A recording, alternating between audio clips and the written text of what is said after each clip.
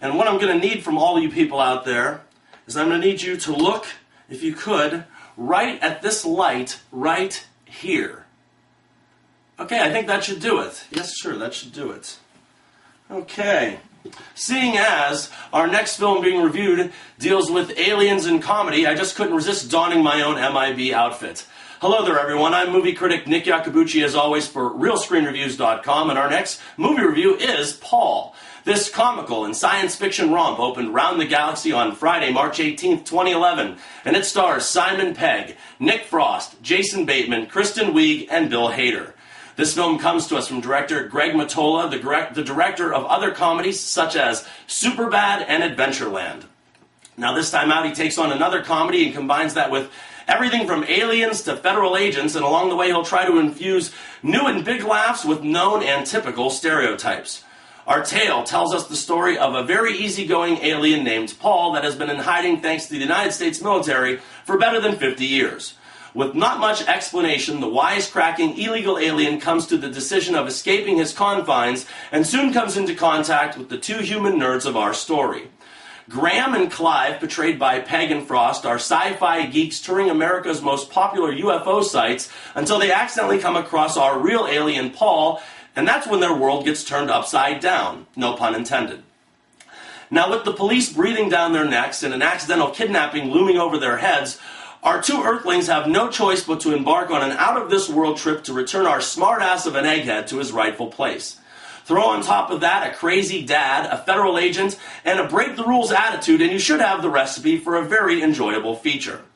Well, people, this is a good movie, and the most appealing part of it is the two human characters, Graham and Clive.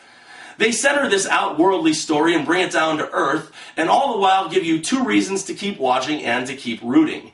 They create a fun road trip film, very reminiscent of Beavis and Butthead or the film Road Trip, and like the second film mentioned, the filmmakers exercise as much use out of the R rating as they can.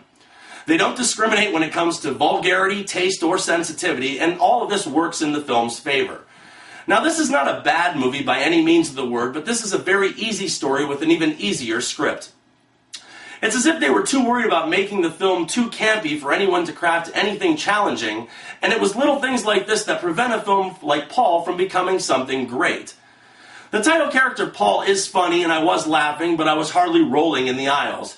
He does have a great time poking fun at many existing theories and ideas about aliens, and his demeanor in general is very witty and rudely comical.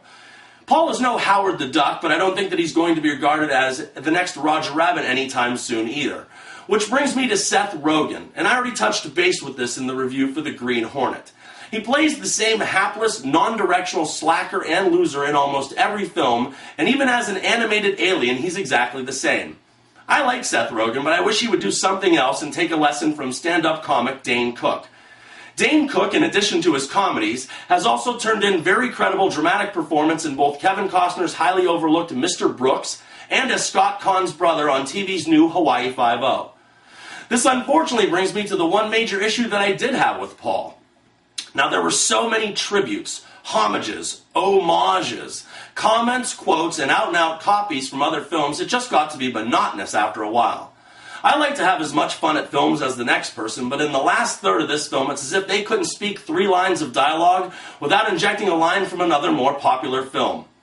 The Captain Kirk desert fight sequence, the Star Wars Cantina theme, and E.T. jokes not only got tired by the last act, there were so many of them that they honestly started to feel out of place.